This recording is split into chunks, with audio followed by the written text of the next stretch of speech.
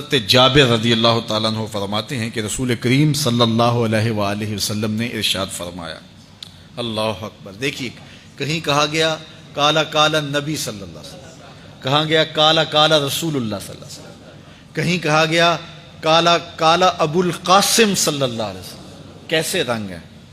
حضرت عائشہ بھی روایت کرتی ہیں حضور کی حدیث، تو کبھی نہیں کہتی کہ کالا کالا زوجی، میرے شوہر نے کہا، وہ بھی کہتے ہیں کالا کالا رسول اللہ، میرے رسول نے کہا۔ حضرت عباس روایت کرتے ہیں تو کبھی نہیں کہتے کہ میرے بھتیجے نے کہا، وہ بھی کہتے ہیں کالا کالا رسول اللہ صلی اللہ علیہ وسلم۔ اللہ اکبر۔ حضرت علی روایت کرتے ہیں، حضرت علی حضور کے بھائی لگتے ہیں نا، تو کبھی نہیں کہتے کالا کالا اخی، میرے بھائی نے کہا، وہ بھی کہتے ہیں کالا کالا رسول اللہ صلی اللہ علیہ وسلم۔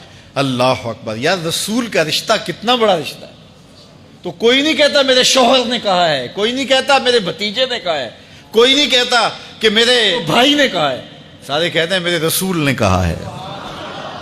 تو یار یہ کتنا بڑا رشتہ ہے، کتنا عظیم رشتہ ہے، تو اس رشتے کے ساتھ فخر ہوتا ہے، ناز ہوتا ہے۔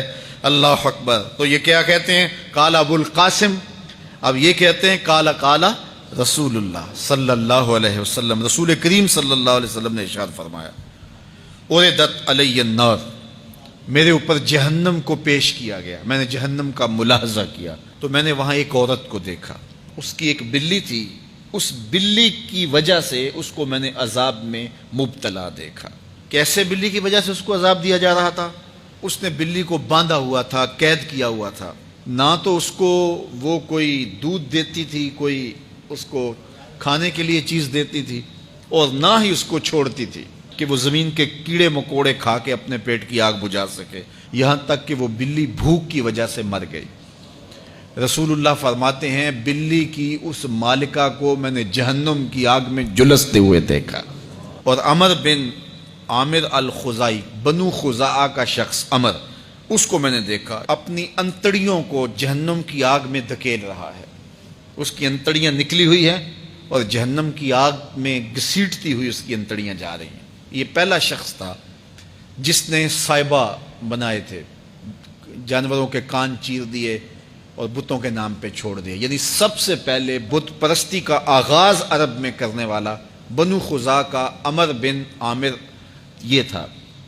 تو اس کو میں نے حضور نے فرمایا دیکھا کہ یہ جہنم کی آگ میں جلس رہا ہے، چونکہ اب جتنے بھی لوگ بت پرستی کریں گے ان سب کا گناہ عمر بن عامر کے نامہ اعمال میں درج ہوگا، ان کو بھی گناہ ملے گا جو بت پرستی کرتے ہیں۔ اور چونکہ ایجاد اس نے کیے تھے، بت اس نے بنائے تھے، تراشے اس نے تھے، پھر اس کے بعد اس نے جانور بتوں کے نام پہ چھوڑے تھے، چڑھاوے چڑھانے کا انداز اختیار کیا تھا، لہٰذا اس کو جو ہے وہ گناہ پہنچتا رہے گا۔ تو کہا میں نے اس کو عذاب میں مبتلا دیکھا۔ تو اگر خیر کی بنیاد رکھو گے نیکیاں ملتی رہیں گی، کھاتے کبھی بھی کلوز نہیں ہوں گے، اور اگر برائی کی بنیاد رکھو گے قیامت تک اس برائی پر جو عمل کرتے رہیں گے اس کا گناہ بھی کھاتے میں پڑتا رہے گا۔ اللہ اکبر۔ تو ہمیں اچھائی کی طرح ڈالنی چاہیے، نیکی کی طرح ڈالنی چاہیے۔ آقا کریم علیہ الصلوۃ والسلام نے ایک موقع پر فنڈ مانگا تو ایک شخص نے اٹھ کر کے پیش کیا، تو جب اس نے پیش کیا تو اس کے دیکھا دیکھی دوسرے بھی کھڑے ہو گئے، دوسرے بھی پیش کرنے لگے۔ بعض کا سارے خاموش ہوتے ہیں، کوئی ہمت نہیں کرتا، تو ایک کھڑا ہوا تو اس کو دیکھ کے دوسرے بھی کھڑے ہو گئے۔ تب حضور نے فرمایا تھا من سنّا فی الاسلام سنتاً حسنۃ فلہ اجرھا، جس نے اسلام میں کوئی اچھا طریقہ رائج کیا اس کو اس کا اجر ملے گا، اور پھر اس کی دیکھا دیکھی جس نے بھی کوئی اچھا کام کیا اس کا اجر بھی اس کے اجر کی کمی کے بغیر اس کے کھاتے میں بھی داخل ہوتا رہے۔ اس لیے نیک، اور میں کئی لوگوں کو جانتا ہوں کہ جو جمعۃ المبارک کے اجتماع میں، پیر کے اجتماع میں لوگوں کو لے کے آتے رہے، کسی وجہ سے وہ خود نہیں آتے لیکن جن کو لے کے آتے رہے وہ اب بھی آ رہے ہیں، تو وہ اگرچہ نہیں آ رہے اور کچھ فوت بھی ہو گئے ہیں